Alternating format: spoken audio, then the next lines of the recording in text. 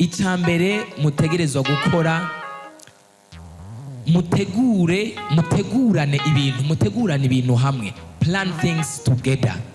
Mutegurane ibintu. Nimba ufise umufiance, uri umuhungu ufise umufiance w'umukobwa, uri umukobwa ufise umufiance w'umuhungu, tegurane ibintu hamwe. Plan things together. Hanyuma plan things together. Hanyuma muri ivyo bintu muriko murategurana hamwe mubishigikiranemo. Imana ifashe cyane gose. Haleluya. Iyo muriko murategurana ibintu hamwe byongera kwiyumvanamwo no kwizerana cyane. Ni kuvuga icizere kirushirizaho kwiyongera. Icizere cyo kwizerana kirushirizaho kwiyongera. Murushiriza kwizerana, mukarushiriza kwiyumvanamwo, mukarushiriza gushigikirana no gusapotingana. Kandi mugiye muriko murategurana ibintu hamwe mukundana, muriko murategura urugo rwanyu, umviriza ikosa udakwiriye gukora. Mu gihe umufiance wawe yakubwiye ngo ndiko ndakora ibi n'ibi cyangwa se ngo ndi mu bikorwa ibi n'ibi, ni vyiza yuko uza kwibuka kumubaza nti vya bintu twari twavuganye wabikoze, byagenze neza, mbega ca gikorwa twari twavuganye caragenze neza. Biramwereka kwitanaho hamwe no kumuba hagufi no gushigikirana, kandi ivyo bigatuma arushirizaho kukwiyumvamo cane gusumba. Si vyiza ko kubwira ikintu ngo ngomba gukora iki. Ni kuvuga ko abahungu bakunda attention cyane. Men will need attention. Umuhungu azokenera attention. Mu gukenera attention rero, igituma bakubwiye biriya umugambi wiwe, hari n'igihe ataba ariko aragusaba impanuro, ariko ari kugira ngo ubimenye. Mu gihe rero ariko arabikubwira ngo ubimenye, abashaka kugira ngo yumve basi ko umushigikiye. Kubera ko urabona umugabo cyangwa se umuhungu mugomba kubana, cyangwa se umugabo yamaze kuba umugabo w'umugore, ashobora kumva ahandi hantu hose ari intare, lion kabisa. Mugabo ageze kwa sheri wiwe, abakantama gatoya, akabebe, mwana sheri, ikintu cy'ikigabo kiroroha. Ni kuvuga rero abakeneye kumuhereza attention. Nimba hari ibyo mwapanze mwavuganye, mubaze ni honey, sweetheart, baby, darling, sweetie, shusho, queen, my dear, whatever, sweet potato,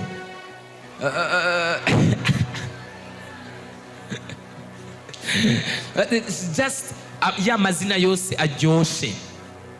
Kakantu mukunzi wanje, wow. Imana igomba umuntu akwita mukunzi, kararyoshe. Haleluya. Mwarambiwe mpagarike? Sawa. Mubaze umubwire nti vya bintu byagenze neza, byagenze. Hanyuma nimba bitagenze neza akakubwira ni byagoranye, byagenze ukamubwira ni ihangane, ikindi gihe bizogenda neza, cyangwa reka turindire turabukoze bizogenda. Aca yumvura umuntu uri supportive, aca yumvura umuntu umushyigikiye, umuri hafi, umwiyumvirako. Ico kintu ugikurikirane cyane, uzogikore. Imana ifashe cyane gose. Haleluya. Haleluya. Yesu natufashe cyane. Yesu nadutabare. Okay, reka mvuge this is 5 ways, cyangwa 5 keys, ibintu bitanu byari byinshi nari kuvuga, ariko kubera umwanya ubwiye ndashaka duheze ndabihejeje. Niba uri mpereze kuri ibi bitanu, hanyuma tadufata umwanya wo gusenga.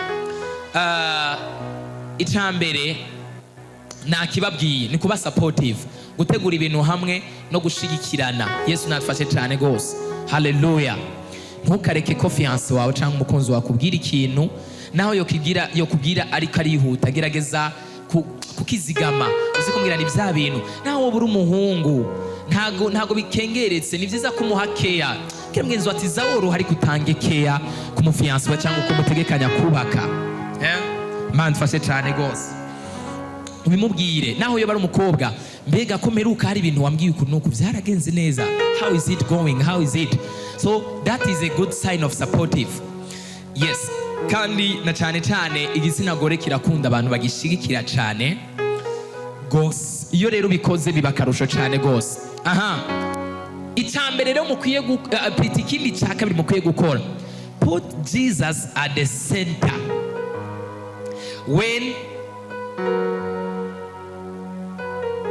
whenever you are in a relationship, igihe cyose ushize Kristo Yesu imbere, ibi nibyo ukora kugira ngo uzigame urukundo rwawe.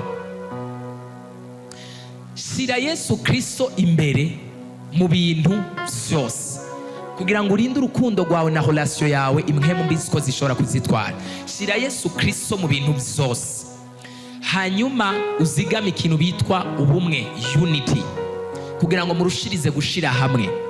Igihe mu rukundo habuze unity, hakabura gushira hamwe, mutangura kumva muri ko murarambiranira, muri ko murahebana, kwiyumvanamwo ibigumbagumba n'ama emotion na vya bindi mwari mufitanye byatuma mukwegana by'ama attraction biriko biragabanuka. Nico gituma wategerezwa gushira you build wubake, ushire Kristo Yesu imbere kugira ngo muice mu masengesho karande, inyatsi, abadayimoni, abarozi, icankiro n'ibicaniro byose bituma umuntu atarongogwa, ivyo bikugweho. Hanyuma kandi hagizeho arguments, ukutumvikana no kutahuriza ku kintu bibaho, iyo mwashize Yesu imbere mu rukundo rwanyu, biraborohera gukemura ico kibazo cyane gusumba iyo mufise ibindi bintu mwisunze. Kubera yuko uzobwane uribuka turasenga twubaha Imana cyangwa bugufi, birashoboka bigashika nka gukomeretsa cyangwa gutsitaza, turabana b'abantu, mbabarira. Ni vyiza, Imana dufashe cyane gose. Haleluya. Ikindi naco gishobora kubafasha ku urukundo rwanyu gukomera, nk'abantu bariko barategura kubaka cyangwa se bariko barategura those who are preparing to be in their marriage, kuba muri mariage yabo, kuba ku rugo rwabo, kugira ngo urukundo rwanyu rube protege mu gihe ufise uwo muri kumwe. Aha ni mu gihe ufise uwo muri kumwe, of course mu gihe muri fiançailles. Pray together to cover your relationship with a daily prayer. Imana mfashe cyane, musengere hamwe. Namwe tuba muri kumwe, hamagarana kuri telefone, hani ndagomba dusengane uyu munsi, ndagomba dufatane programme, dufata umwanya wo gusengana kuri telefone. This is a Christian couple. Iyi ni couple ikijijwe. I'm talking about this Christian couple. Hallelujah. Is it something sweet? Iraryoshe gusengana n'uwo mukundana. Hallelujah. Mubwire nti ndagomba dusengane. Iyo muri ko murasengana kuri telefone, gira umwanya wo kumusengera, hanyuma nawe agira umwanya wo kugusengera, musengeranire. Naho yoba gusumba ku rugero rw'amasengesho, dufata ashobora kuba ari umukozi w'Imana gusumba amasengesho, cyangwa se ari umusenza gusumba amasengesho, cyangwa gusumba iby'imhemu, nagusengere, hanyuma and then later nawe we umusengere. Bless, musengere. Ibi birakuza kwiyumvanamwo no gukundana hamwe no gushigikiranira cyane, kandi no kwiyumvanamo bikarushiriza gukura. Ikintu cya mbere, uzokumva kuri safe spiritually, uzokumva ko relation yanyu izigamwe. Kandi by'ukuri ntabwo uzokumva ko relation yanyu izigamwe gusa, ahubwo relation yanyu izoba izigamwe kubera ko mwafashe umwanya wo kuyisengera. You have played for your relationship. Muriko murantahura neza. Somera Matayo igice cya 18 ku murongo wa 19. Matthew. Ububangutse uze kugerageza gusoma mu bangutse. Ni kuvuga sengera hamwe mu ijoro. Fata umwanya wo gusengana mu ijoro. Naho bitobi bya misi yose. Nimba ari umunsi wo gutangura indwi, nimba ari gutangura ukwezi, nimba ari gutangura umunsi runaka mutaherutse kuvugana, fata umwanya wo kumusengana. I will tell baby, I want to play for you. Uyu munsi nabonye batagiheza ngo baby, bavuga ngo be. Ngo be wanje. Ngo bu wanje. Hani. Turasoma mu izina ry'umwami wacu Yesu Kristo. Amen. Matayo 18:19.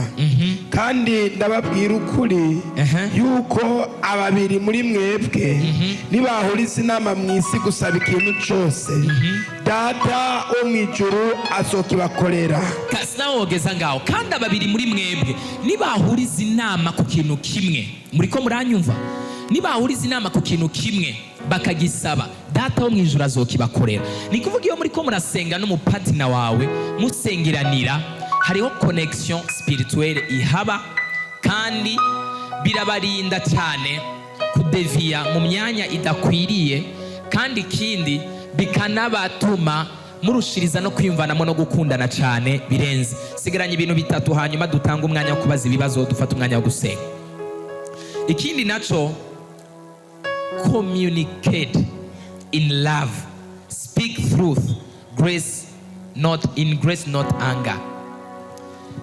Urukundo gose, aka kantu mu nyumve turacyari kuba tudose ibiganza. Urukundo gose rutarimo communication ntirushobora gushika ku ntumbero, ntirushobora kuramba.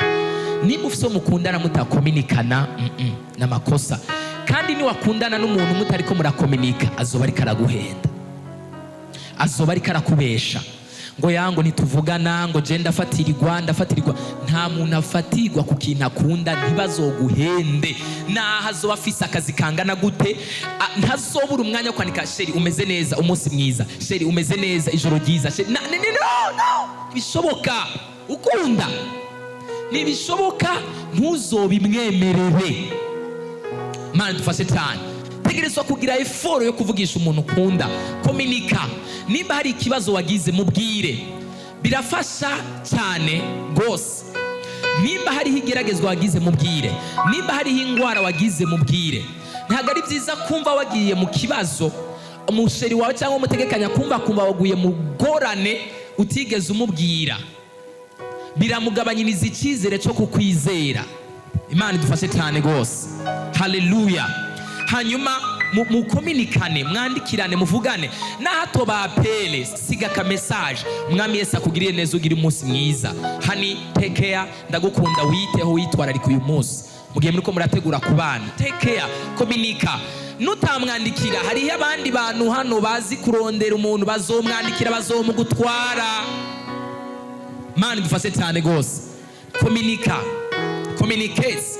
Yesu natufashe cyane gose. Haleluya.